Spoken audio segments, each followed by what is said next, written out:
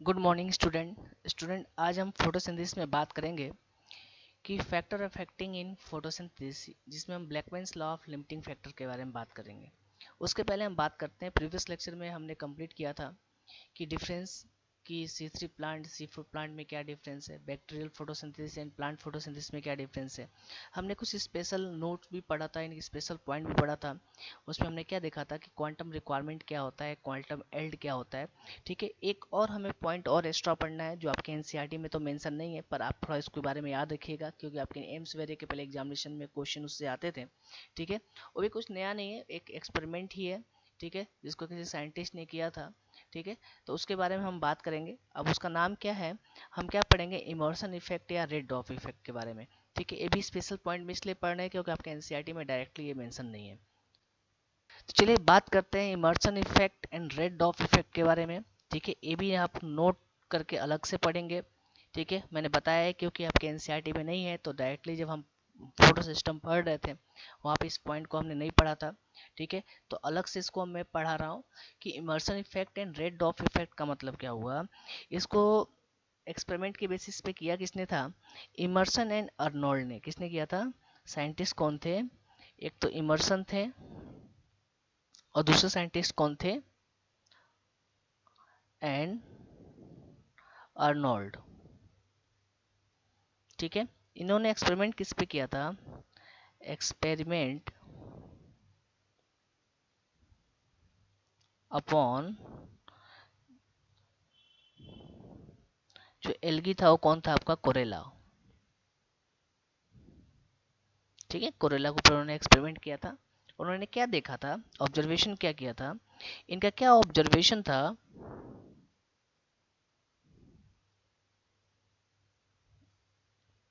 चलिए बात करते हैं इनके ऑब्जर्वेशन के बारे में। तो ऑब्जेक्शन ऑब्जर्वेशन क्या था, इन्होंने क्या रिपोर्ट किया, इन्होंने ये रिपोर्ट किया कि अगर हम बात करें कि सिर्फ एक, आप बात करते हो मोनोक्रोमेटिक बीम, या आप बात करो 700 नैनोमीटर की हम लाइट पास करें या 680 नैनोमीटर की लाइट हम पास करें, ठीक है, सप्लाई करें, तो हमें क्या देखने को मिलता है कि रेट ऑफ फोटोसिंथेसिस क्या होती है, मिनिमम होती है। इन्होंने क्या रिपोर्ट किया कि minimum minimum photosynthetic yield,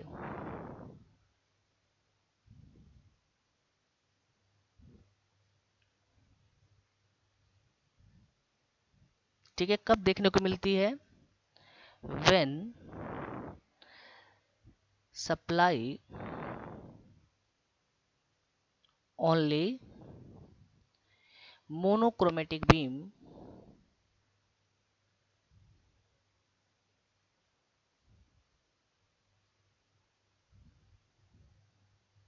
of 700 nanometer, या आप बात करो और 680 नैनोमीटर। ठीक है, कि मिनिमम फोटोसिंथेटिक एल्ड कब होगा, कि जब हम क्या करेंगे, सिर्फ एक ही मोनोक्रोमेटिक लाइट को हम अगर हम पास करते हैं, यानी एक ही मोनोक्रोमेटिक लाइट के प्रेजेंस में अगर हम फोटोसिंथेसिस की देखें, फोटोसिंथेसिस की रेट देखें, तो फोटोसिंथेसिस की एल्ड क्या होगी, हमेशा क्या होगी, कम होगी। अब कोई भी लाइट ले सकते हो, आप बात करो सिर्फ 700 नैनोमीटर की लाइट हम पास करें या सिर्फ हम 680 नैनोमीटर की लाइट पास करें, तो भी क्या होगा, अलग अलग जब हम देखेंगे, अलग अलग मोनोक्रोमेटिक लाइट पे हम फोटोसिंथेसिस की रेट देखेंगे, तो फोटोसिंथेटिक रेट क्या होगी, हमेशा डिक्रीज ही होगी। या आप बोल सकते हो कि फोटोसिंथेटिक एल्ड क्या होगा, मिनिमम होगा। इसी को हम क्या बोलते हैं, रेड ड्रॉप इफेक्ट। इसी को हम क्या बोलते हैं, कॉल्ड एज रेड ड्रॉप, ठीक है, इफेक्ट बोलते हैं। ठीक है, तो कभी कभी आपके एग्जाम में आता है रेड ड्रॉप इफेक्ट का मतलब क्या हुआ, तो आप क्या बोलते हो कि हम जब हम किसी मोनोक्रोमेटिक बीम को या मोनोक्रोमेटिक लाइट को ही हम सिर्फ सप्लाई करते हैं, चाहे वो 700 नैनोमीटर की हो, चाहे वो 680 नैनोमीटर की हो, सिर्फ एक। ठीक है, तो उस कंडीशन में हम क्या देखते हैं कि फोटोसिंथेटिक एल्ड क्या होती है, मिनिमम होती है। इस एक्सपेरिमेंट को किसने किया था, इमर्सन एंड अर्नोल्ड ने। किसके ऊपर, कोरेला के ऊपर, एल्गी के ऊपर। ठीक है, यानी एल्गी में फोटोसिंथेसिस उन्होंने देखा किसके प्रेजेंस में, सिर्फ एक लाइट इंटेंसिटी के प्रेजेंस में, चाहे वो 700 नैनोमीटर हो चाहे वो 680 नैनोमीटर हो, तो दोनों के प्रेजेंस में उन्होंने क्या देखा अलग अलग, कि फोटोसिंथेसिस की यील्ड क्या हो रही है, कम हो रही है, मिनिमम हो रही है। इसी को उन्होंने क्या बोला, रेड ड्रॉप इफेक्ट। तो फिर उन्होंने क्या बोला कि ये तो मिनिमम हो गया, तो उन्होंने क्या बोला कि एनहांसमेंट कब होगा फोटोसिंथेटिक रेट, ठीक है। तो एनहांसमेंट इन फोटोसिंथेटिक,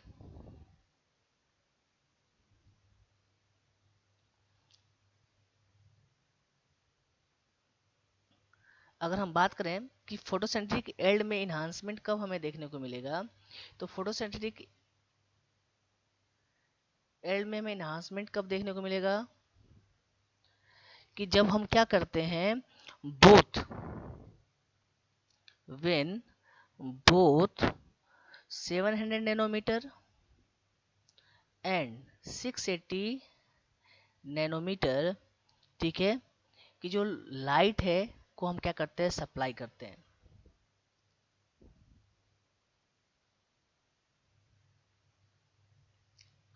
सप्लाई टुगेदर, ठीक है। इसी को हम क्या बोलते हैं, इन्हांसमेंट इफेक्ट बोलते हैं,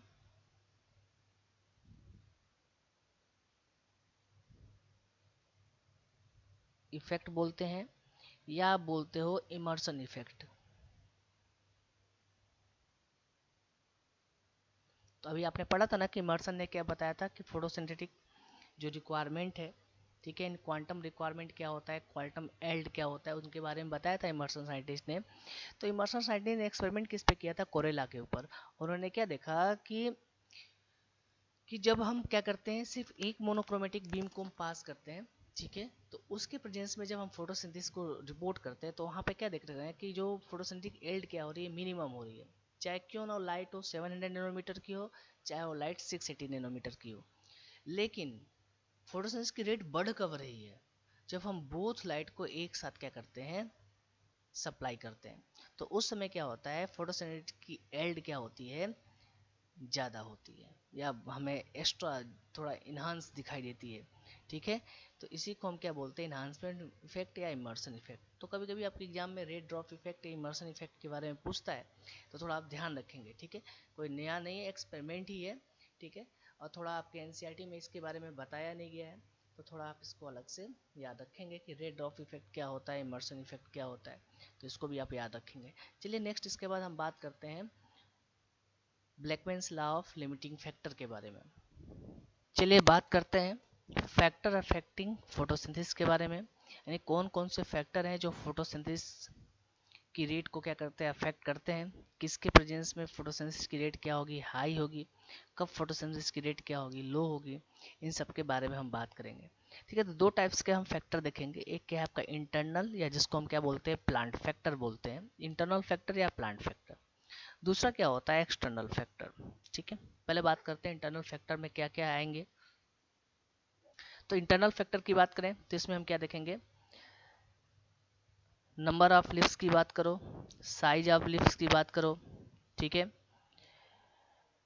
एज की बात करो, ठीक है, लीफ की ओरिएंटेशन की बात करो, ठीक है, मेजोफिल सेल की बात करो जो लीफ में प्रेजेंट है, एंड उसमें कितने नंबर में क्लोरोप्लास्ट प्रेजेंट है, इन सब की अगर हम बात करें तो ये क्या आएंगे, आपके इंटरनल फैक्टर में आएंगे। साथ साथ बात करते हैं जब इंटरनल जो CO2 का कंसंट्रेशन है वो भी किस में आएगा, आपका इंटरनल फैक्टर में आएगा। जो अमाउंट ऑफ क्लोरोफिल की बात करें वो भी किस में आएगा, आपका इंटरनल फैक्टर में आएगा। मतलब आप बात करते हो किसी लीफ में, हम बात करें कि उसकी size, number, age, orientation, mesophyll cell, chloroplast, इन सब के कंपोजिशन के बारे में अगर हम बात करते हैं तो वो किस में आता है, आपका इंटरनल फैक्टर में आएगा।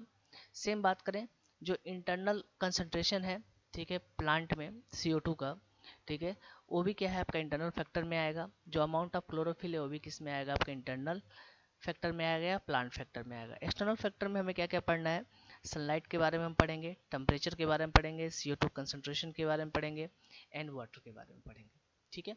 ये कैसे इफेक्ट करते हैं फोटोसिंथेसिस की रेट को।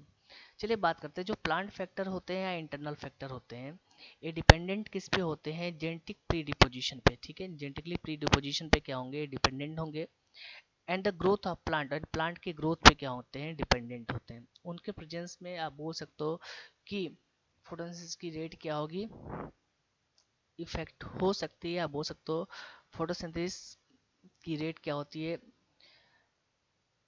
डिक्रीज हो सकती है।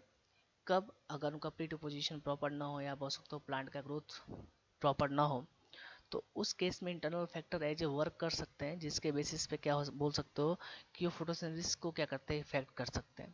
तो आपने क्या बोला, जो प्लांट फैक्टर होते हैं किस पे डिपेंडेंट होते हैं, जेनेटिक प्री डिपोजिशन पे और प्लांट के ग्रोथ पे, जिसके जिसके रेफरेंस में हम बात करते हैं कि वो प्लांट फोटोसिंथेसिस की रेट को अफेक्ट करेंगे या नहीं करेंगे।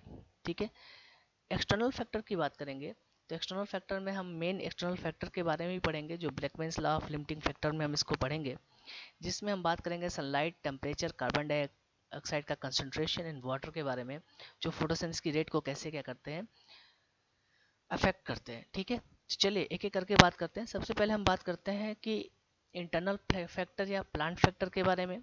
ठीक है, जो कैसे इन्फ्लुएंस या बोल सकते हो कैसे अफेक्ट करते हैं फोटोसिंथेसिस की रेट को। चलिए सबसे पहले हम बात करते हैं प्लांट फैक्टर के बारे में। ठीक है, उसके बाद हम सेकेंड बात करेंगे एक्सटर्नल फैक्टर के बारे में। ठीक है, तो अगर हम बात करें प्लांट फैक्टर की,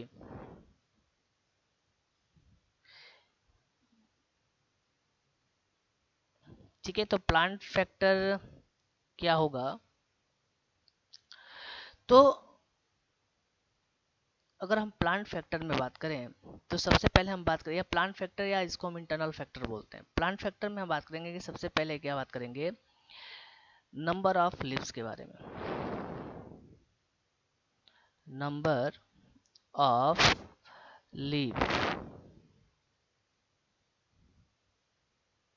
तो अगर हम लीफ के नंबर के बारे में बात करें, ठीक है, तो हम बोलते क्या है, जो रेट ऑफ फोटोसिंथेसिस होती है वो डायरेक्टली प्रोपोर्शनल किससे होती है, नंबर ऑफ लीफ से। ठीक है, तो अगर हम बात करें जो रेट ऑफ फोटोसिंथेसिस है, rate of photosynthesis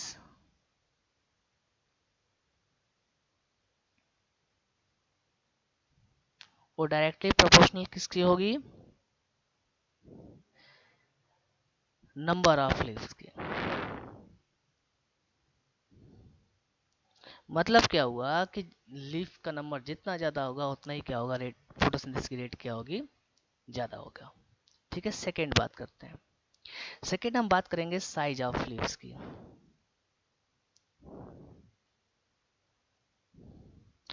size of leaves की बात करें तो यहाँ पे भी हमें क्या देखने को मिलेगा, जो रेट ऑफ फोटोसिंथेसिस होगी वो डायरेक्टली प्रोपोर्शनल किससे होगी, साइज ऑफ लीफ की। ठीक है, तो जो रेट ऑफ फोटोसिंथेसिस होती है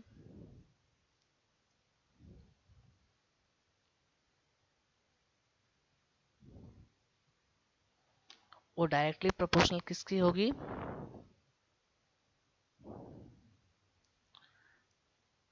साइज ऑफ लीव्स के। मतलब आप बात करते हो कि लीफ की साइज जितनी बड़ी होगी उतनी क्या होगा, फोटोसिंथेसिस की रेट भी क्या होगा, हमें ज़्यादा देखने को मिलेगा। ठीक है, नेक्स्ट थर्ड बात करते हैं। थर्ड हम बात करेंगे ओरिएंटेशन ऑफ लीफ की। अगर हम बात करें ओरिएंटेशन ऑफ लीफ की, तो हमें यहाँ पे क्या देखने को मिलेगा कि जो ओरिएंटेशन ऑफ लीफ की बात करें वो ऐसी होनी चाहिए कि जिस वे पे क्या हो, मैक्सिमम लाइट को क्या करे, एब्जॉर्ब कर सके। ठीक है, तो यहाँ पे ओरिएंटेशन ऑफ लीफ की बात करें तो हम क्या बोल सकते हैं कि जो ओरिएंटेशन होनी चाहिए लीफ की, कैसे होनी चाहिए, ऐसे वे में होने चाहिए कि वो किसको फेवर करे, ऑप्टिमम लाइट एब्जॉर्प्शन को क्या करे, फेवर करे। ठीक है, तो हम अगर ओरिएंटेशन ऑफ लीफ की बात करते हैं तो कैसा होना चाहिए, leaf must be in such way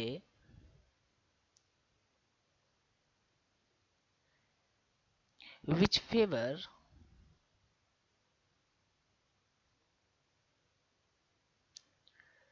optimum light absorption, optimum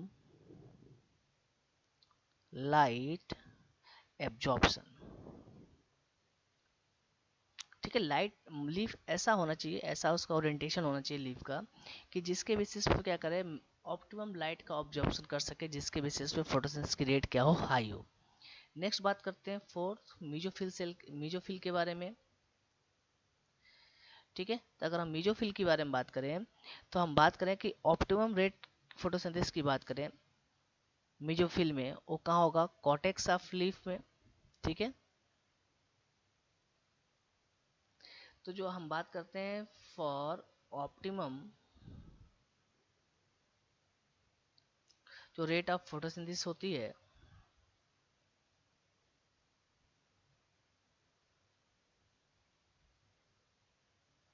ठीक है,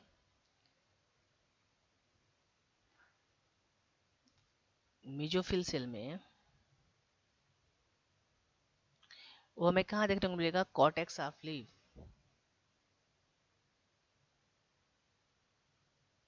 ठीक है। तो आप क्या बोलते हो, जो ऑप्टिमम हमें फोटोसिंथेसिस देखने को मिलती है वो कहाँ देखने को मिलेगी, मीजोफिल सेल में, जो कहाँ प्रेजेंट होगा, कॉर्टेक्स ऑफ लीफ की बात करें, वो कैसा होना चाहिए, वेल डेवलप होना चाहिए, शुड बी वेल डेवलप। ठीक है। तो जितना ज़्यादा डेवलप होगा कॉर्टेक्स रीजन लीफ का, उसमें मीजोफिल सेल हमें ज़्यादा देखने को मिलेंगे, और मीजोफिल सेल ज़्यादा देखने को मिलेंगे तो फोटोसिंथेसिस की रेट भी क्या होगी, ऑप्टिमम होगी। ठीक है।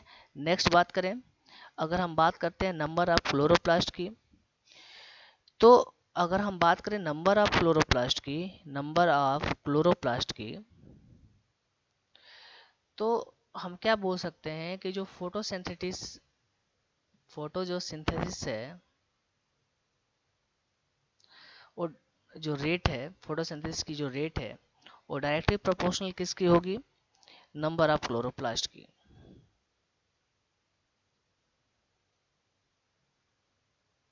यानी क्लोरोप्लास्ट का नंबर ज़्यादा होगा तो फोटोसिंथेसिस की रेट भी क्या होगा, ज़्यादा होगा।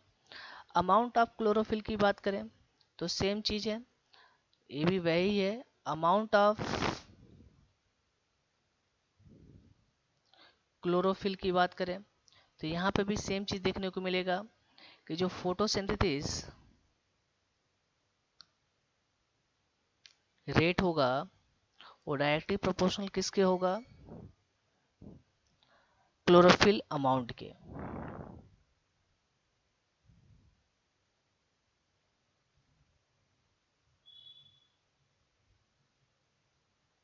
ठीक है। हम बात करते हैं एज ऑफ लीफ की,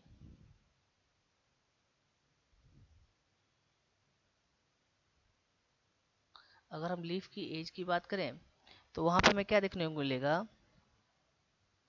कि हम क्या बोलते हैं कि लीफ मैच्योरिटी पे जब होती है, लीफ जब 10 मैच्योरिटी कर लेती है तो वहाँ पे हमें फोटोसिंथेसिस की रेट इंक्रीज होती है। ठीक है। पर हम बात करें जैसे जैसे सेंसेंस पे जाता है वहाँ पे क्या होता है, लीफ की में हम बात करें जो फोटोसिंथेसिस की रेट क्या होगी, डिक्रीज होगी। ठीक है। तो आप बोलते हो कि until leaf attain maturity until leaf attain maturity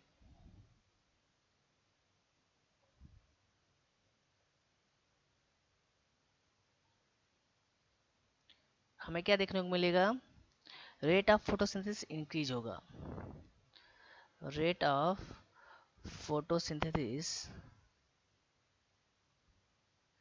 increase होगा। लेकिन अगर हम बात करें, ठीक है, but along with senescence, along with senescence की बात करें,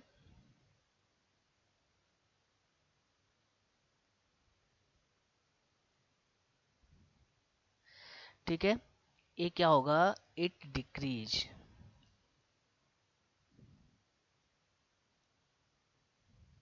मतलब क्या हुआ, जब लीफ ग्रो करता है, मेच्योर होता है, ठीक है, जब मेच्योर हो जाता है तो उस समय हम क्या देखते हैं कि जो फोटोसिंथेसिस की रेट क्या हो रही है, इंक्रीज होती है। बट जब मेच्योरिटी के बाद जब उसका सेंसेंस फेज आता है, जिसमें आप बोलते हो लीफ फॉल ऑन होने वाली होती है, ठीक है, जब आप नेक्रोसिस की बात करते हो, क्लोरोसिस की बात करते हो, या आप बोलते हो जब सेंसेंस फेज आता है, आप बात करते हो लीफ फॉल होने वाली होती है, उस कंडीशन में उस समय क्या होता है, जो रेट ऑफ फोटोसिंथेसिस क्या होती है, फिर डिक्रीज होती है। जब तक मेच्योर होगा, अंटिल मेच्योरिटी की बात करें, उस समय फोटोसिंथेसिस की रेट हाई होगी। पर जब सेंसेंस फेज आने वाला होता है, या सेंसेंस फेज की बात करें, उसमें हम बात करें फोटोसिंथेसिस की रेट की, तब क्या होती, फोटोसिंथेसिस की रेट क्या होगी, डिक्रीज होगी। चलिए नेक्स्ट बात करते हैं इंटरनल CO2 कंसंट्रेशन के बारे में। ठीक है, अगर हम बात करें इंटरनल CO2 कंसंट्रेशन के बारे में, तो up to a limit rate of photosynthesis directly proportional किससे होता है? इंटरनल CO2 कंसंट्रेशन के। ठीक है, तो अगर हम बात करें up to limit rate of जो फोटोसिंथेसिस होगा,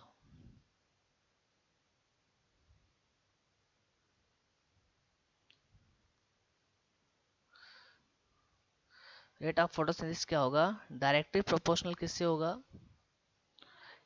इंटरनल CO2 कंसंट्रेशन के। ठीक है, तो इसको आप याद रखेंगे।